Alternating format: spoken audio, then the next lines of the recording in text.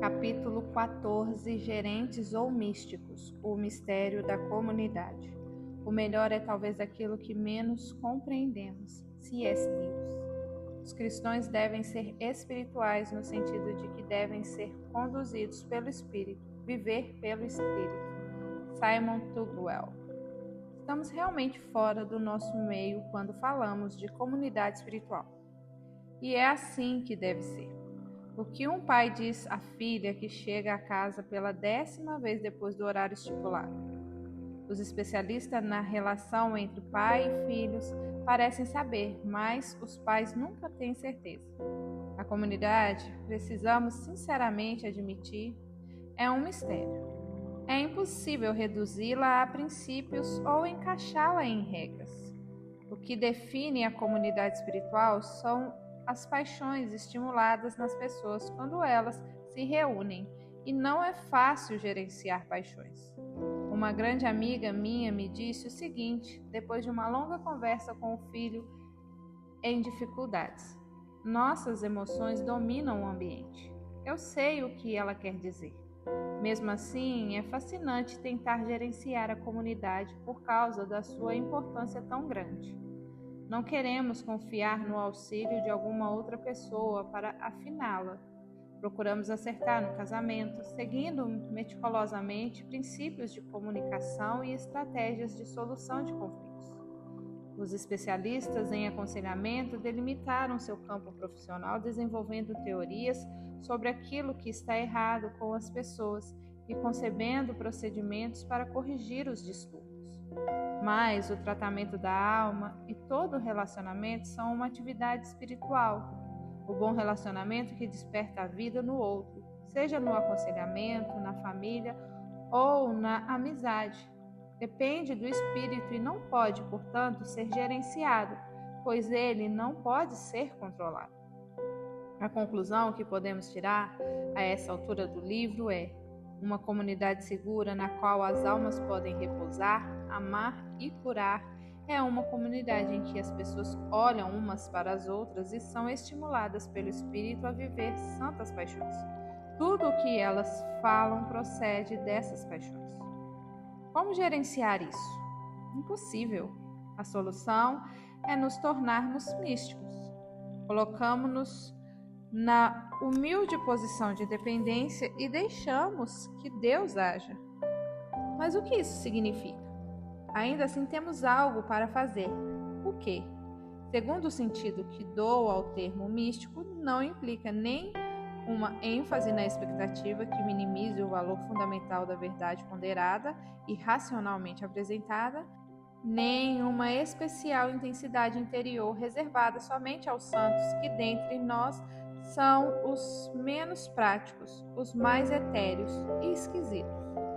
Um encanador consertando um vazamento e um monge em oração podem ser igualmente místicos. Quem sabe nos seja útil uma tentativa de definição. Místico é o despertar das paixões espirituais dentro do coração regenerado, paixões que não existem isoladamente, de um conhecimento da verdade revelada pelo Espírito e dos estímulos que esse mesmo Espírito concede para que apreciemos essa verdade. A dificuldade, logicamente, é que somos ou gerentes ou maus místicos. Temos a tendência de sentir todas as paixões errôneas. 2 dias atrás, um amigo meu fez um comentário que me magoou. Pareceu-me que ele pretendia me humilhar para se vingar de uma ofensa que eu lhe havia feito. Meu pedido de desculpas aparentemente não havia resolvido o problema. A melhor pergunta que eu me poderia fazer era também a mais dolorosa. Que paixões despertam em mim quando ouvi aquele comentário ofensivo dele? Por acaso eu estava preocupado com o meu ego? Acaso me aborreci achando que o relacionamento nunca funciona como deveria e me concentrei apenas nesse aborrecimento? Não me questionei se não estava sendo um pouco paranoico por achar que as palavras dele pretendiam me humilhar? Será que eu não estava determinado a manter o controle da situação? Perguntei o que eu havia feito de errado para aquele homem e o que eu poderia fazer para reconquistar sua benevolência? Não me senti irritado e busquei um modo de dominar a situação? Talvez ele não tenha consciência do impacto de suas palavras. Vou deixar claro que ele me magoou. Será que eu não estava preocupada em me sentir melhor comigo mesmo, em recuperar o senso de percepção imediata da minha vida? Por acaso não fui logo pegar outro cafezinho e mais um biscoito? Estávamos no self-service. Será que foi coincidência eu ter imediatamente pensado no Chuck, um homem que sempre me elogia, e sentido vontade de conversar com ele? Não procurei um modo de desdenhar o amigo que me ofendeu, considerando-o invejoso, inseguro ou arrogante, examinando assim a origem do comentário para não me sentir tão magoado. Não me senti pressionada a lidar adequadamente com a situação? Por acaso meu pensamento não ocorreu diretamente para um versículo que eu deveria observar? Quem sabe aquele que fala de uma resposta afável que afasta a ira? Não me senti deprimido pelo meu rápido acesso de raiva e não procurei descobrir o que havia de errado em mim para poder melhorá-lo? Acho que cada uma das paixões mencionadas acima foi despertada dentro de mim. E era de esperar. Todas elas vieram de um recinto inferior, daquele lugar no qual me instalo para tentar controlar tudo o que acontece. São as paixões de um gerente às quais só conduzem as tentativas cada vez mais forçadas de gerenciar bem as situações. Se são essas as únicas paixões despertadas em mim, a conversa com meu amigo, quer ostente aparência benevolente, quer seja claramente maldosa, jamais sairá do porão. Meu ego diabólico será liberado.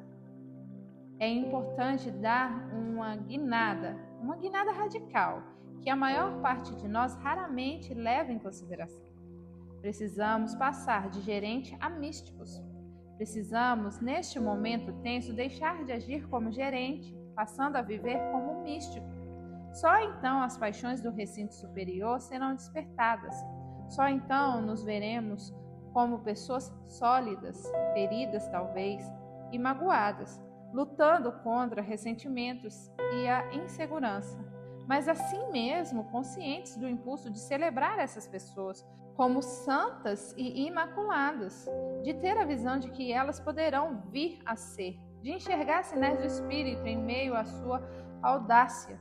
Só então vamos querer abençoá-las. A comunidade espiritual não se instalará enquanto essa guinada não acontecer. Tudo continuará natural, como se a antiga aliança ainda estivesse em vigência. A reação correta é simplesmente dar tudo de si para melhorar. Essa reação só faz persistir o problema. A estrada que nos leva à condição de místicos inspirados pelo Espírito Santo começa quando vemos a cruz como oportunidade de relacionamento com Deus, um relacionamento íntimo, passivo e aprazível. O ponto de partida da comunidade espiritual não é aprender e praticar técnicas de relacionamento. É relacionar-se com Deus, aproximar-se dele por meio da porta aberta pela nova aliança. É perceber que a doutrina da nova aliança é um convite a algo bem mais empolgante e gratificante do que uma noite erótica. Veja como Faye W. Faber exprime poeticamente a sua vivência do Espírito Santo. Mar que flui sem cessar, mar do amor incriado, sinto em minha alma abalado tuas águas se agitar. Tu és oceano sem costas, terrível, imenso és tu, mar que se pode concentrar dentro do meu raso coração.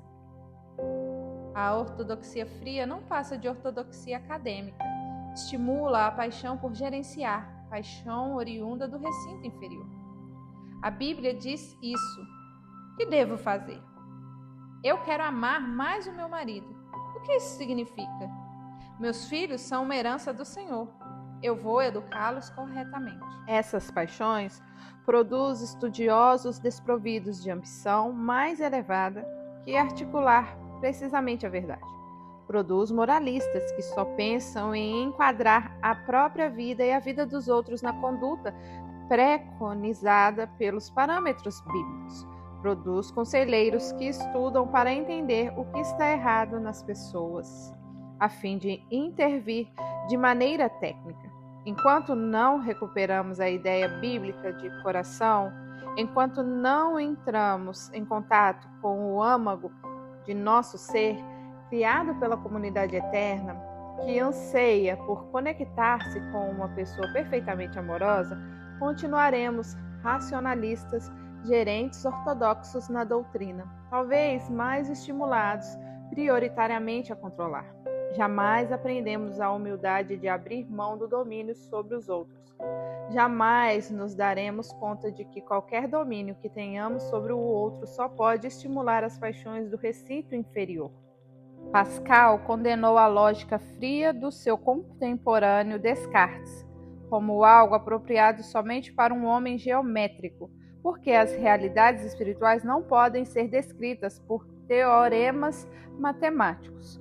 Com os olhos do coração, precisamos enxergar a verdade espiritual como realidade que ultrapassa a razão, uma realidade de beleza que excede a simetria da ordem e a grandiosidade da vastidão. A realidade última é pessoal. São 3 pessoas em comunidade. Os gerentes tentam explicá-la e se autodenominam teólogos. Os místicos a apreciam e se tornam amantes. Quando Deus criou as pessoas, Ele as colocou num jardim simbólico, bíblico da presença de Deus, onde Ele é amado e desejado acima de tudo o mais. E Ele deu ao jardim o nome de Éden, uma palavra que significa deleite no sentido de arrebatamento erótico. Sinto algo despertar em mim quando reflito sobre o significado de Deus ter colocado Adão e Eva no jardim do Éden e não numa biblioteca universitária ou na sala de conselho do diretor de uma grande empresa. Percebo então que a pornografia é melhor substituta de Deus do que um excelente relatório de lucros, que o prazer sexual é uma imagem de nossa estática união com Deus. Do mesmo modo, quando ignoramos a Deus, o prazer sexual se torna nosso tirano. Exprimindo claramente a paixão espiritual por Deus foi criada para ultrapassar o ardente prazer do ato sexual. Quem se contenta com menos desonra a Deus. É como uma mulher recitando poesia romântica na noite de núpcias sem se deitar na cama. É tiro longe do alvo.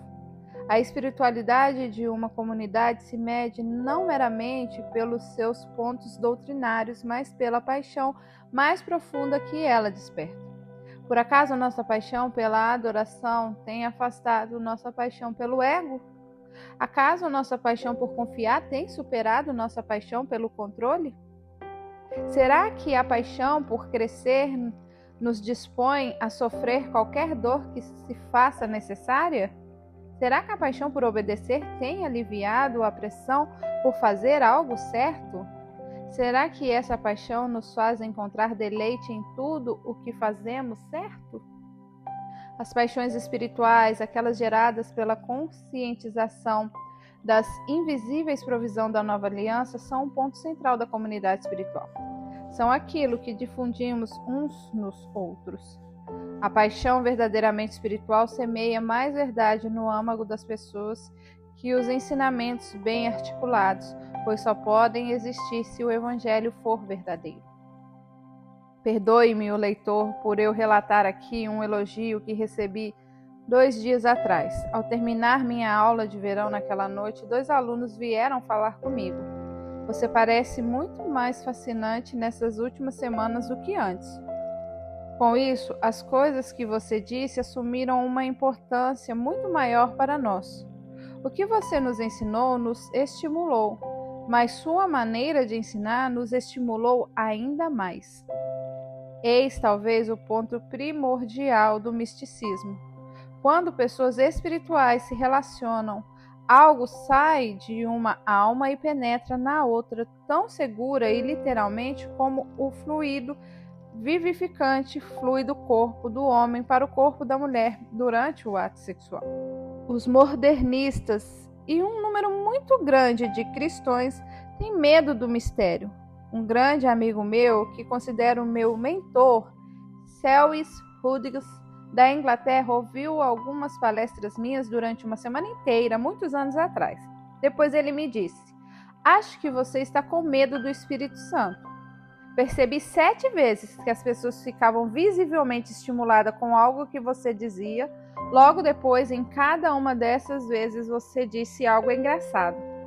Larry, observe seu deleite quando o Espírito se difunde de você para os outros. Aprecie mais isso. Naturalmente, tememos aquilo que não podemos controlar. Perder o controle destrói algo em nós, algo que precisa ser morto, o orgulho. Quando bancamos os gerentes num relacionamento, logo nos enfadamos. O que se pode gerenciar não vale a pena ter.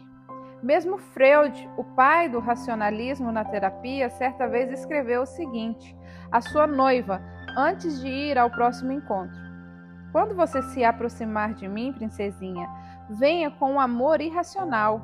Ele queria mais do que sua mente pudesse explicar e controlar. No fundo, ele era um místico. Todos somos.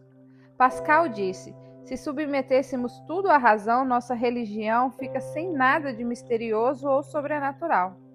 Acho que um exercício proveitoso que nos torna mais humildes é prestar atenção a quaisquer paixões que se despertem em nós durante os momentos em que estamos na companhia de outras pessoas.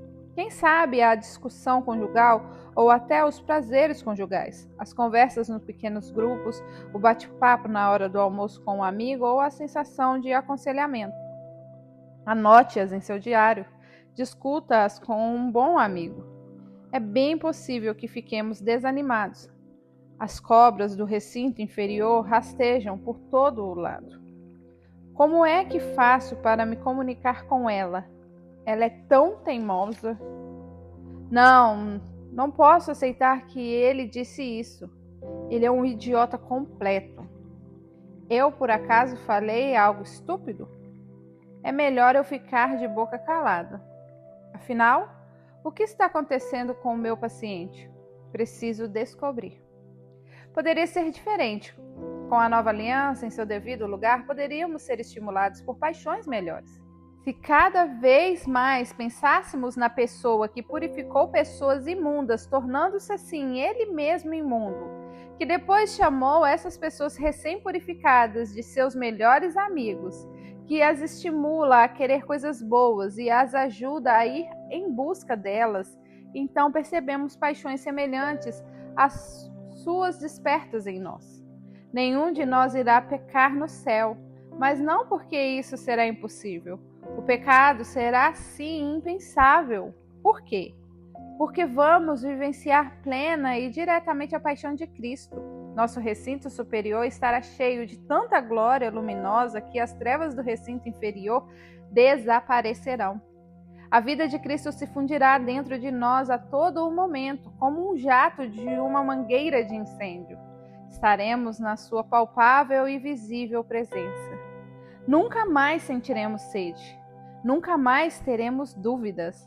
Nunca mais teremos desejos insatisfeitos. Somente o recinto superior. Estaremos então numa comunidade completamente espiritual, descendo juntos e completamente mais fundo no infinito coração de Deus. Nossas cadeiras viradas para Ele e ao mesmo tempo uns para os outros. Por enquanto, para ter um vislumbre de Cristo e sentir uma lágrima de sua vida se derramando em nós, precisamos virar uns para os outros, para os amigos espirituais e os orientadores espirituais. Agindo assim, podemos ter esperança de dar e receber pequenas doses da bondade de Deus. Pedro nos disse que somos participantes da natureza divina e que podemos, portanto, nos livrar da corrupção causada pelas paixões do recinto inferior. 2 Pedro 1, 3 e 4. Se as paixões espirituais são despertadas dentro de nós quando nossa filha entra em casa às 3 da manhã, nós a fazemos provar à comunidade espiritual.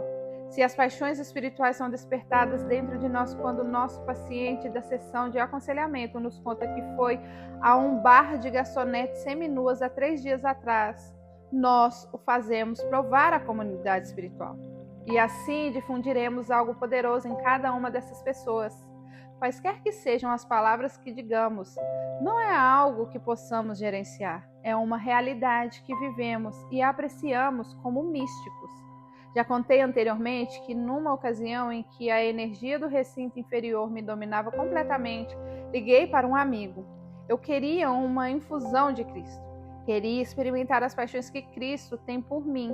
Meu amigo me celebrou, acreditou em mim, viu sinais tanto do Espírito quanto da carne e me deu tudo o que o Espírito o estimulou a me dar. As paixões do meu recinto superior se acenderam. Ele me estimulou ao amor e às boas obras. Ontem mesmo esse amigo me ligou. Acho que eu não ligaria para você agora se você não tivesse me ligado antes. Ele me contou que estava passando por um momento chamado de crise monumental. Foi essa palavra que ele usou. Eu mesmo normalmente tento resolver minhas batalhas mais particulares e difíceis, mas realmente quero contar-lhe o que estou passando. Não sei bem porquê.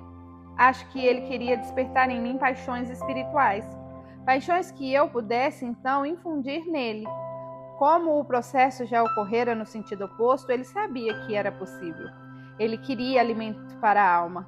A conversa não foi gerenciada, embora eu tivesse ciência de minha tendência a fazê-lo. Aquilo que de melhor lhe dei é o que menos compreendo.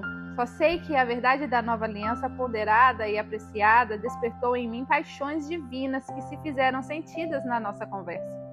Logicamente, as paixões do recinto inferior não foram e não são destruídas. As cobras vão picar outra vez. A comunidade espiritual, como o café da manhã, precisa ser realizada diariamente. Mas essas duas conversas foram momentos místicos em que uma linguagem bem comum infundiu uma paixão extraordinária em nossas almas. Acho que vale a pena esboçar um modelo que, de modo geral, trace uma estratégia de formação de comunidade mística, da formação do lugar mais seguro da Terra. Mas primeiro precisamos ter certeza de que estamos dispostos a avançar rumo à comunidade espiritual. Há um preço para pagar.